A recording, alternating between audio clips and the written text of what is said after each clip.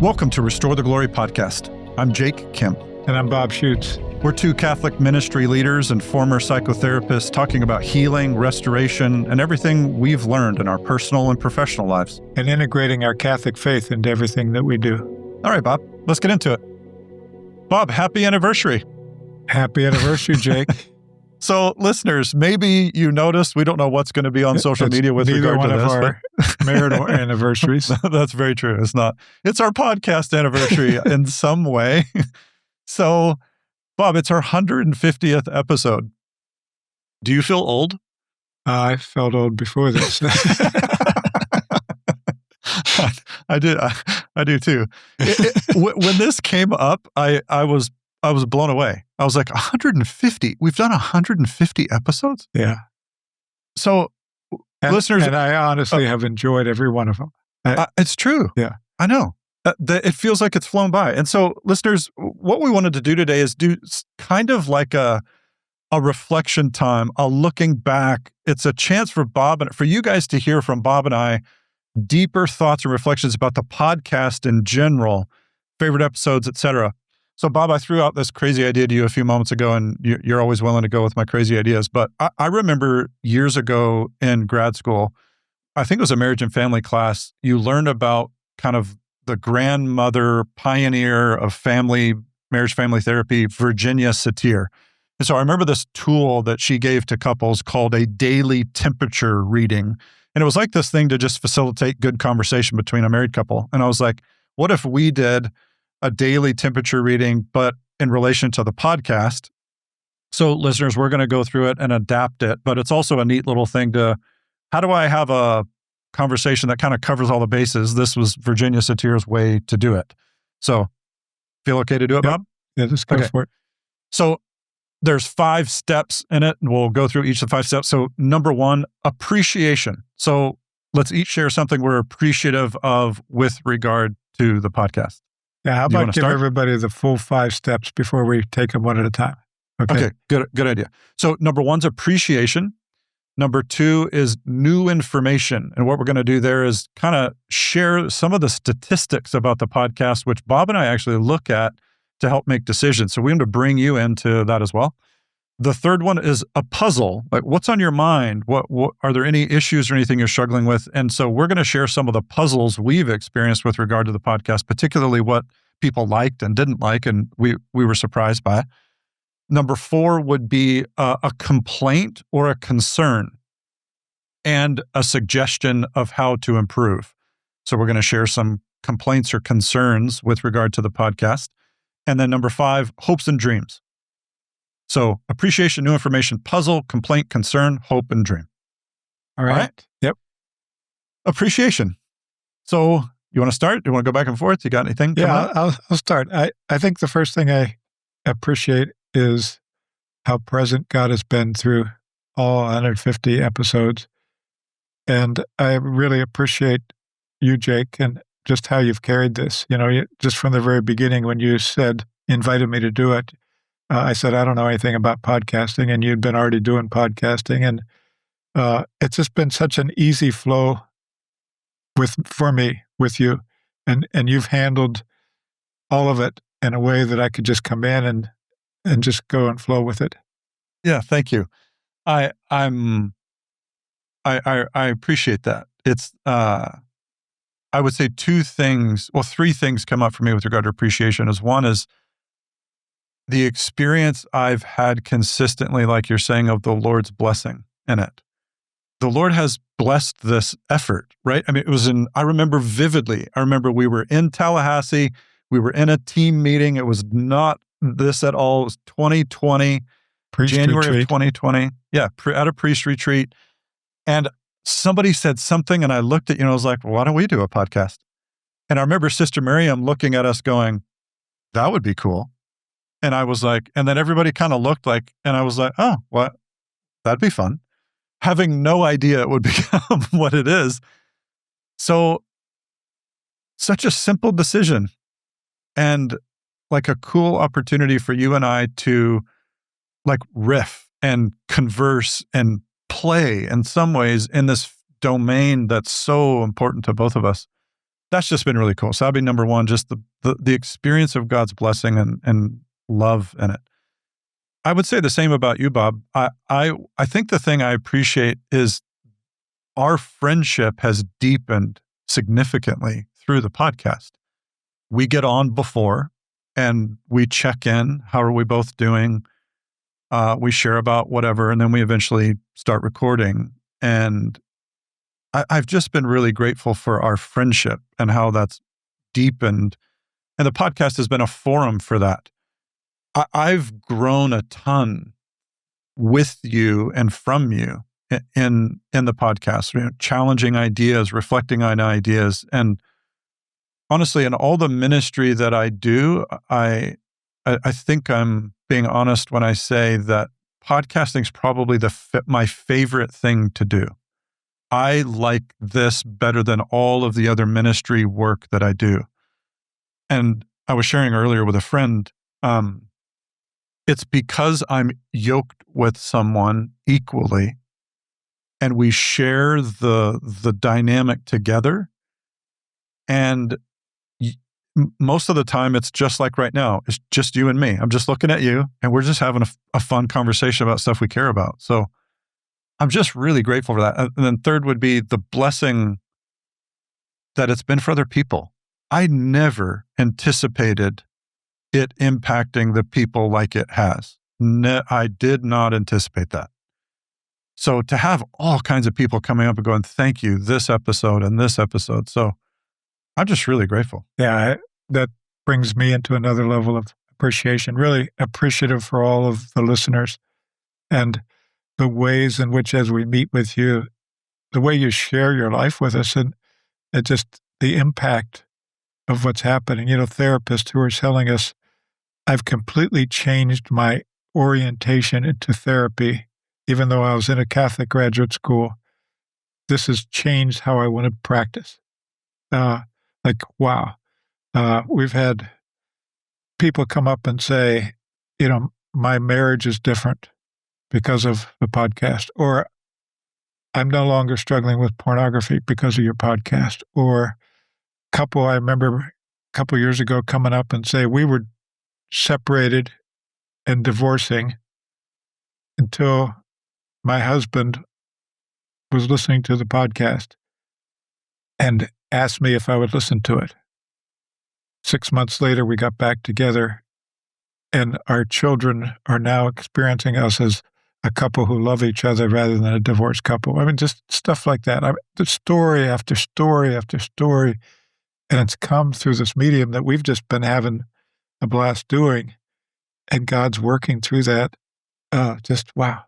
I love how you said it. They're like, this is only God can do that. Yeah.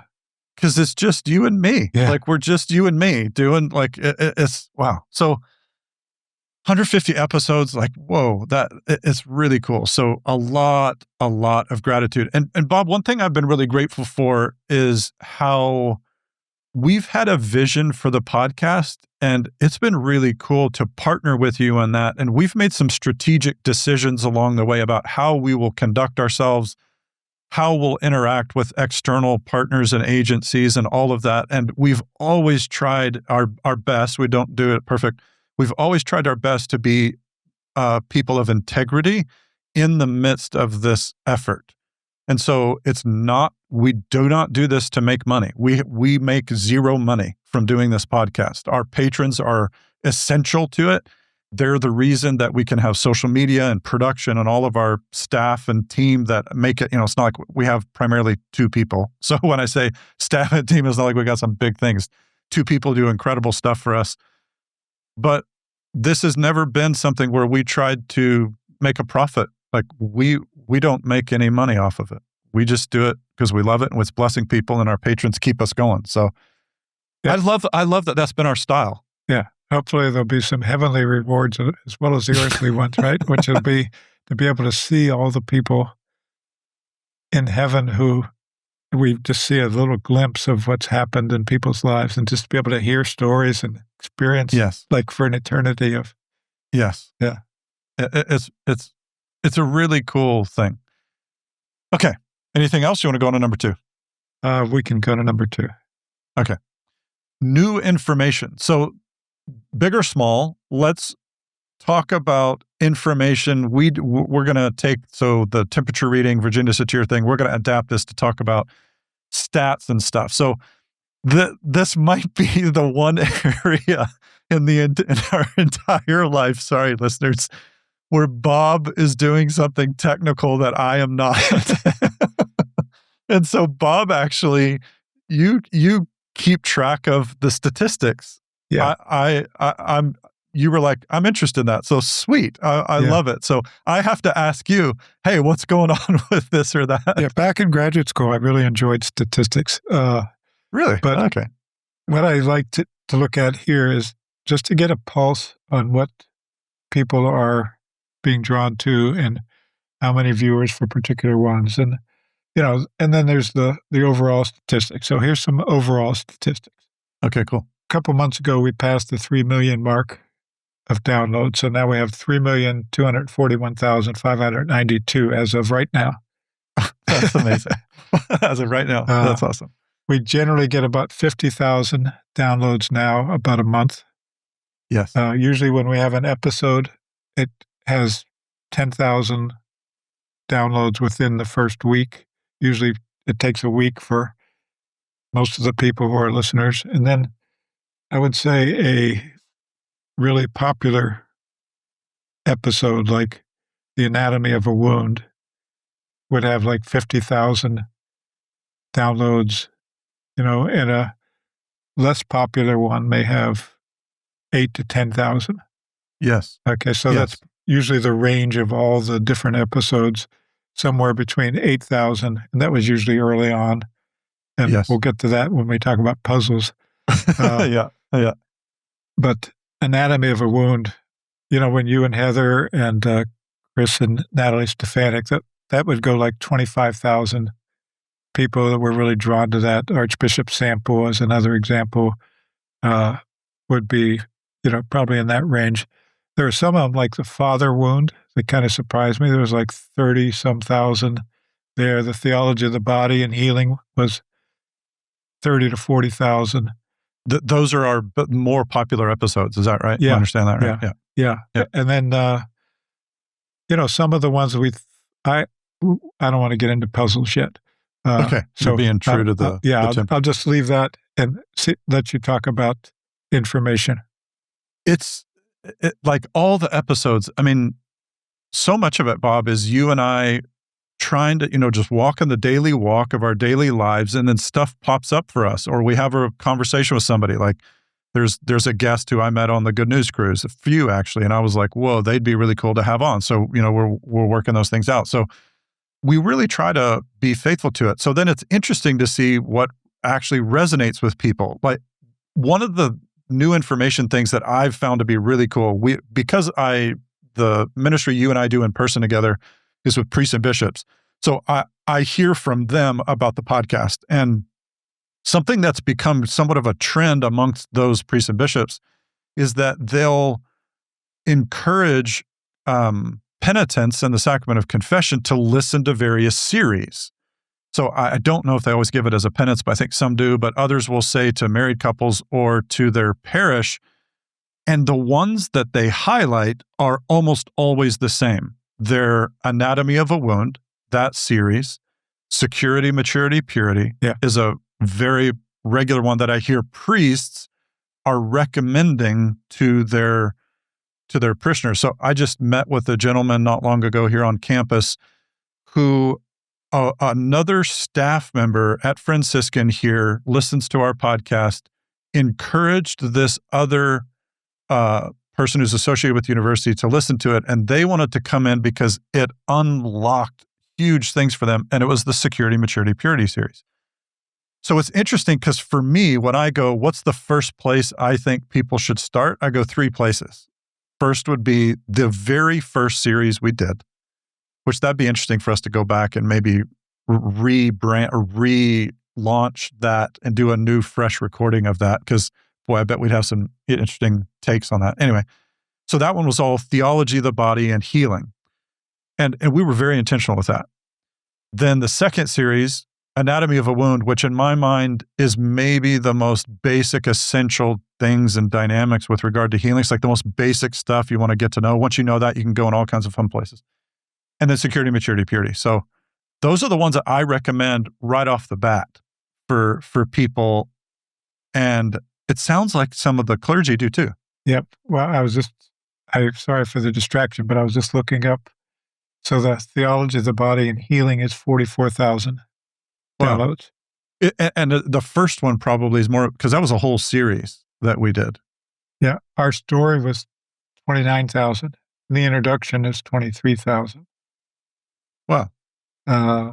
So, okay, right there, that's an interesting information. And wouldn't you say this is the truth with people? People prefer stories than just information. Yeah. So in that episode, we're talking about our personal stories. People want to hear, what's your journey been like? What's your story like? As opposed to, let me tell you some technical thing about healing or some and we always have guests share some of their story as part of it when they're on, right? Well, yeah, the episode that, has it come out yet? Or no, it will be out by the time this is out, which with John Edwards. That was like a whole testimony. You mean John Edwards? Yeah. Yeah, John Edwards. Oh, I thought you said John Eldridge. Oh, no. Sorry. Yeah. John Edwards. Yeah. Yeah. His story. Yeah. Just wild. That's very true. Story, people resonate with story. Yeah. So a couple more statistics. Anatomy of a wound is 47,000. Huh. It's interesting too that the first part of a series always has the most downloads. And then it drops off, which maybe is a puzzle. Yeah, but there's still some. Unity and marriage is 32,000. Father wounds was 33,000. I'm giving you the kind of the ones that are over 30,000. Yeah. Sexual healing with Sister Miriam was over 30,000, 32,000. Interesting. One thing, Bob, I think it's important to note with these statistics, this is one system that we use to upload our podcast that puts it on various platforms. This does not track YouTube. It does not track all the platforms. Oh, I didn't know that. Okay. Oh, you didn't? So YouTube is not integrated into this. There's other channels that the podcast goes. And YouTube, for some people, I just heard recently, YouTube's the most popular podcast platform now, as opposed to Apple or Spotify or whatever. Yeah, I believe so. We're not even tracking those numbers. So these numbers could be like 10 or 20 more thousand, who knows? But so anyway. Security, maturity, and purity is 34,000. Yeah. The healing process is 33,000. Oh, the healing process, right. You'd think that one would be pretty stinking important because it's like us walking through how to do all the steps. Yeah. Same-sex attraction, part 1 is 29,000, so just under 30,000. And then forgiveness, part 1 is 30,000. Those are our top episodes, right? Yeah, these are the ones over 30. Okay.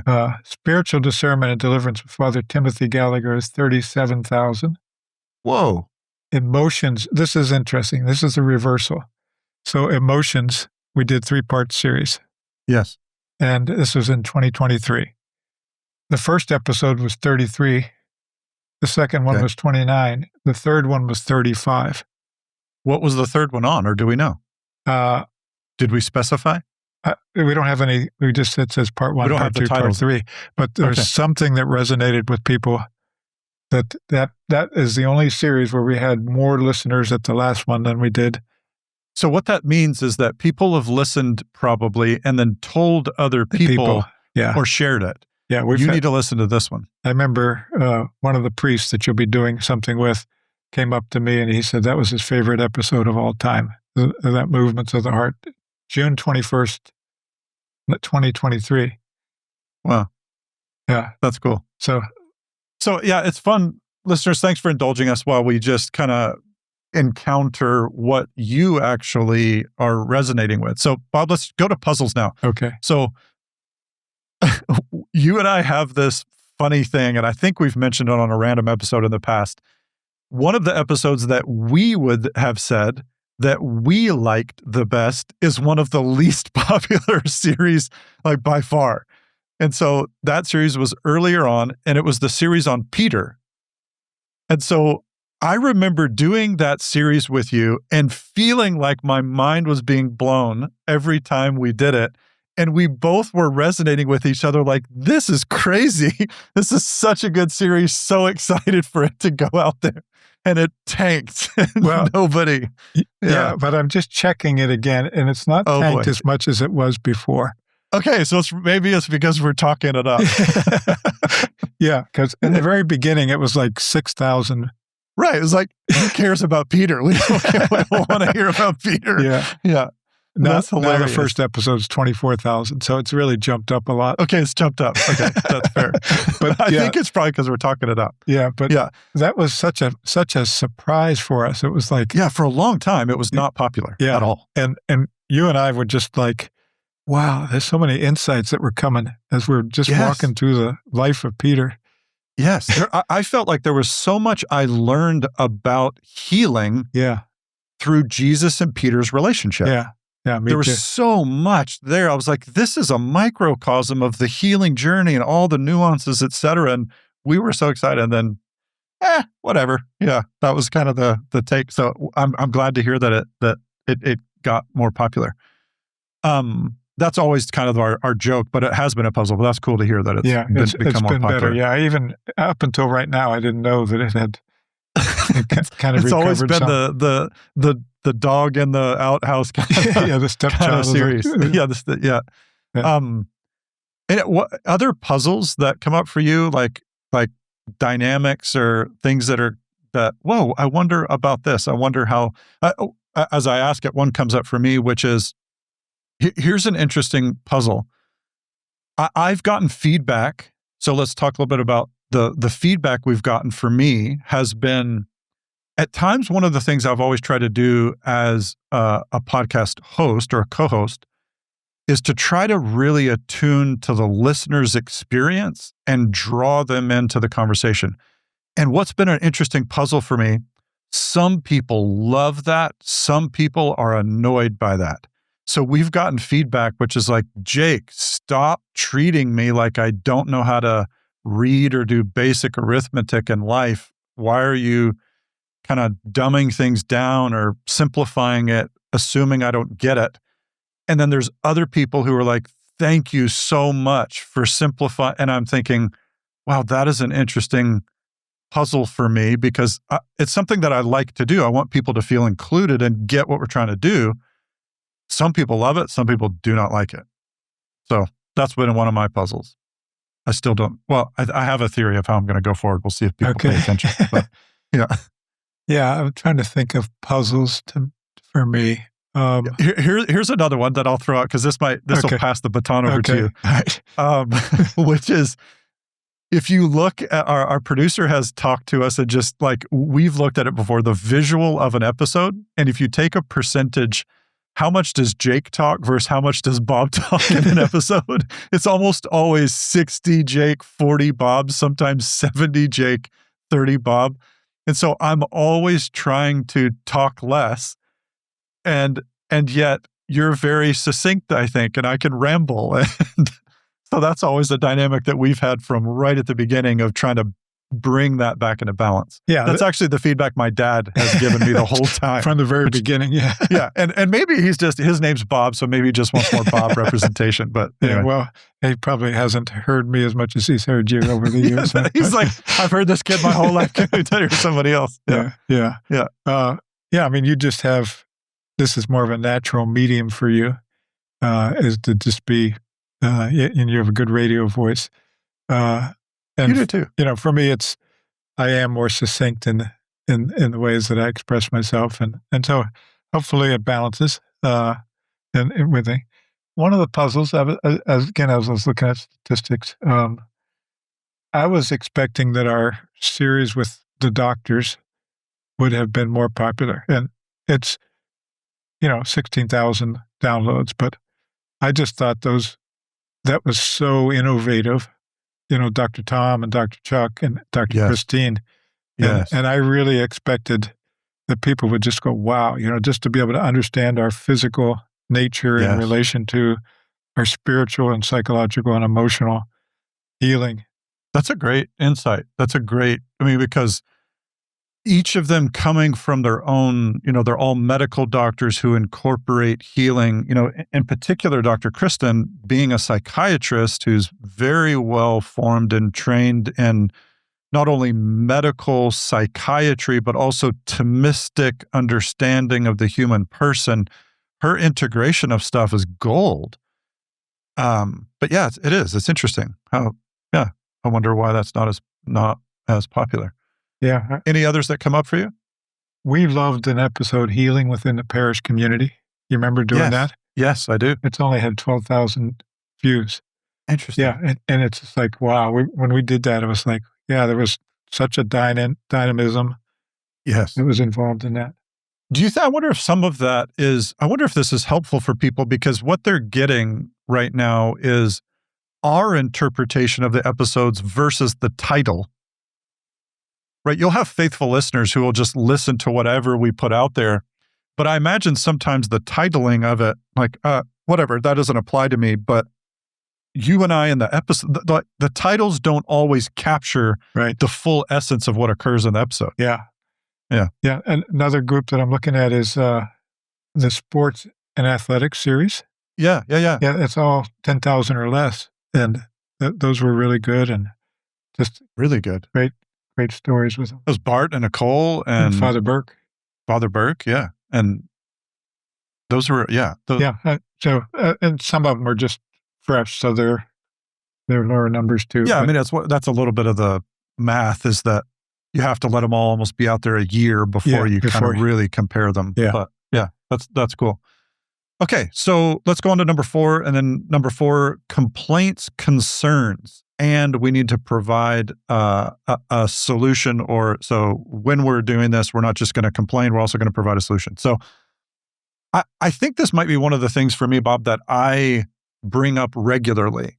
And I say it in various ways, but I'll say it again. Here's probably one of my biggest concerns with regard to what we do on the podcast. And it's this: a misunderstanding of what healing actually is, and then a lack of integration of what healing actually is. And let me explain. I think, I know healing is becoming very popular, particularly in the Christian world, and I think that's awesome. And it's a great blessing. It's necessary. Like we were saying earlier in a different recording, healing is an essential dimension of the entire content of redemption. That's Pope Benedict. So of course it should be central. But if healing simply becomes the removal of my pain, and that's my end goal, even if that is implicitly within me, I'm not aware that that's my actual motivation, that to me is what deeply concerns me, is a misunderstanding of healing. And so in some ways you're approaching the Lord almost like a pill or a mechanism that makes my life easier, that then I could discard of once I'm done. And I would go, that is not what healing is. So here's probably the primary difference between psychotherapy and its traditional definition and Christian healing. You never stop the relationship with the divine healer. In psychotherapy, you're working your way out of a job as the therapist. You're trying to have them never come back. But that's not the goal in true Christian healing. So all of those things are always my concern, as a misunderstanding. Yeah. And I love when we do a conference, Sister says, healing is not fixing. And if we were to get over something, and you've said this often too, we don't need a relationship with Jesus anymore, then we're missing the boat. The goal isn't to get over something. The goal is to go through something and to come into relationship with somebody and to live in that relationship. And that's healing. Healing is an ongoing encounter with the one who loves us and his truth that makes us whole and brings us into communion. Yes. That dynamic describes the Christian journey. It describes discipleship. It describes the point of the sacraments. It describes the ultimate fulfillment of the beatific vision in heaven.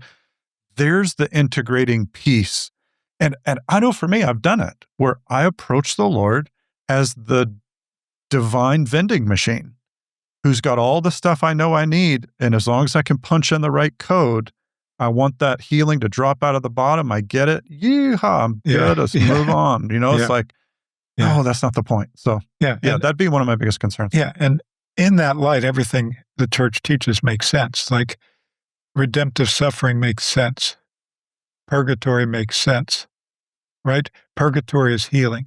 Redemptive suffering is healing. The sacraments are healing. The dogmas of the church are healing. Everything that we have as the whole deposit of faith and everything that we teach and everything that we live as a church is for the purpose of healing in this broader sense, in that ultimate sense. And I think it's right there where people who hear about healing, they wrongfully, let's say maybe an intellectual might hear about our podcast or something, and my concern would be that they would dismiss what we're saying because they are thinking we're saying something we're not, particularly the very thing we have a concern about, And healing is the fruit of relationship with the Lord. You do change. Like, this is the metanoia. This is like from death to life. So to not experience healing is also a problem, right? So if you just go, no, I just need to almost know the right answer, there's the Christian life. Like, no, that's not it either. That's not it either. Yeah, if I could bring up another complaint, and a sensitive one, because I have compassion for those who are making the complaint.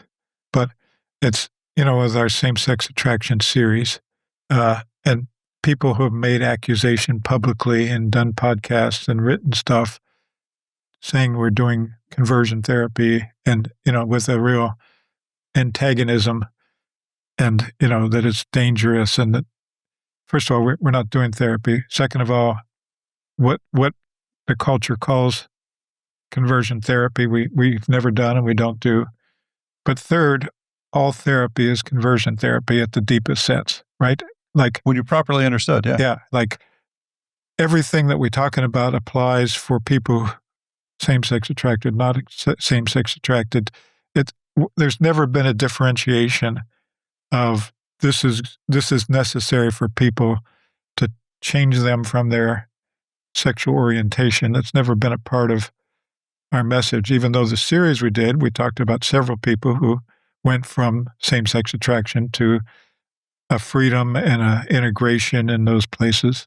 And so just to clarify that, I had somebody come up and say their bishop heard that we were a dangerous ministry because we were promoting conversion therapy. And it was just because of all that being broadcasted out that had no basis in truth. In those circles, I don't know about you, but I've never been asked if that's what I do.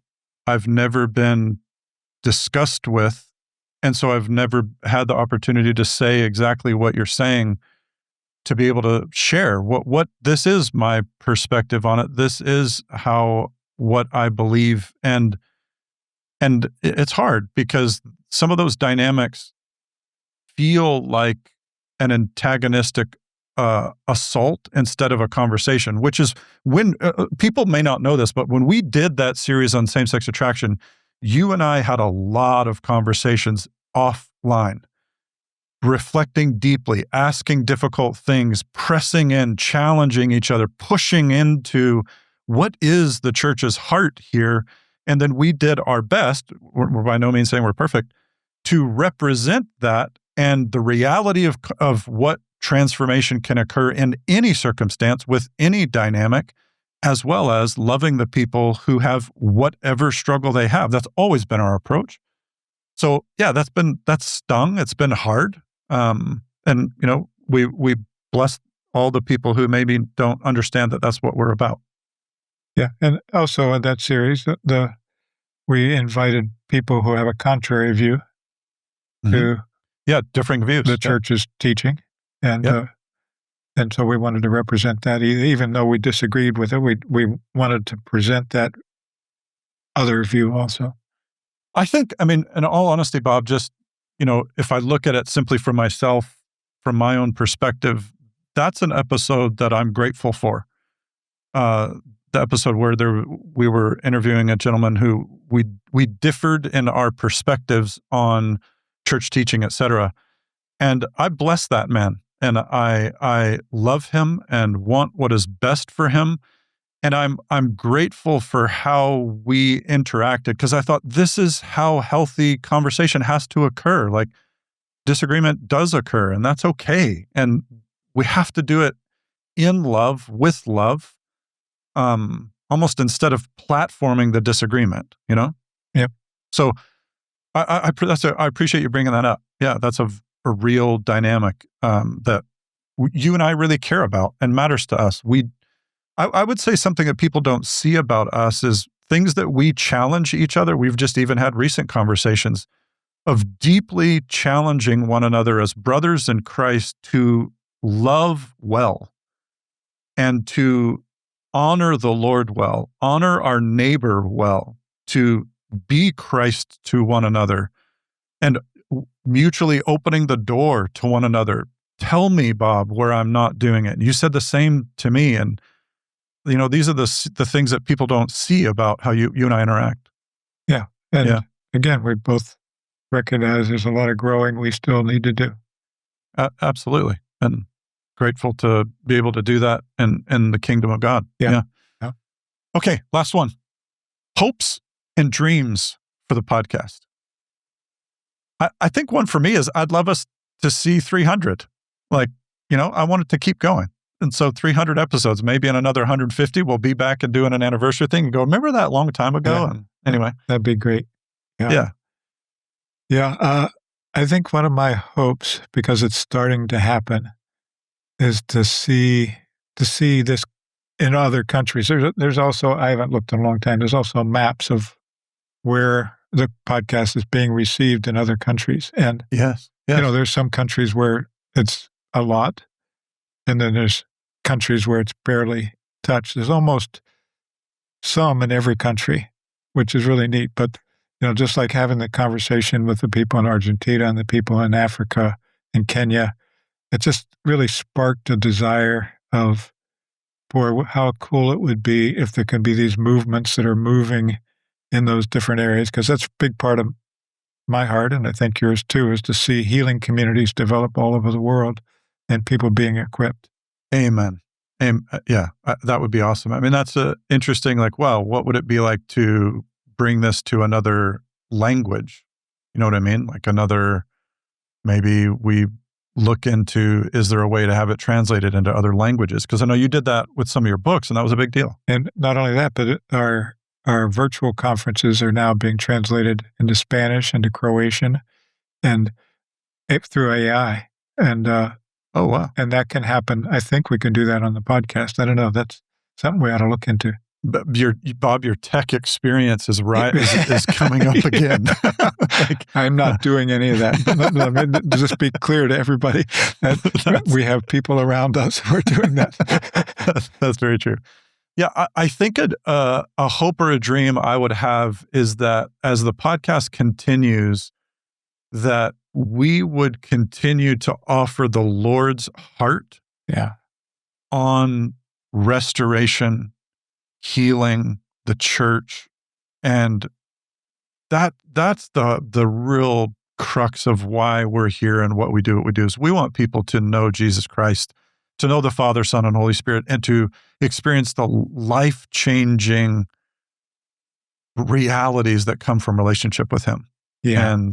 And I would say I want us to keep doing a great job of integrating modern science, like what we're discovering, and integrating that into discipleship. And so that would be a hope and a dream of mine. Yeah. Yeah.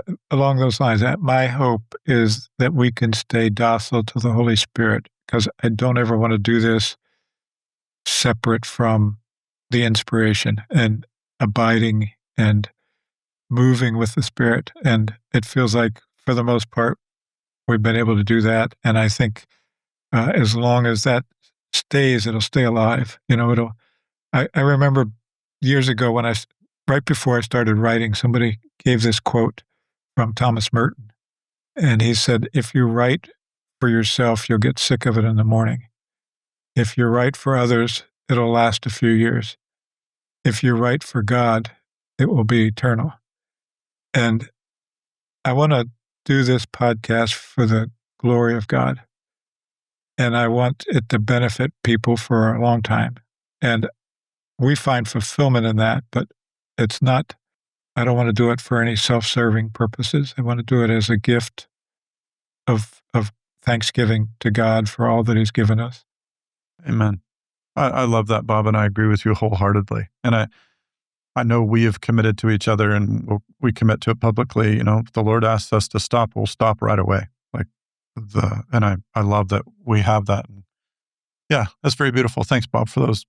Let's let that be the final words. So, listeners, thanks for letting us celebrate and review and reflect on 150 episodes. And ultimately, thank you. Thanks for being with us in it and journeying with us. We're grateful for you, and we hope that the podcast continues to bless you. And we'll talk to you again soon. Thank you so much for listening to today's episode. If you want to go deeper into the journey of healing and restoration, consider partnering with us on Patreon, where you'll gain access to exclusive content just for patrons. Simply go to patreon.com/restoretheglory.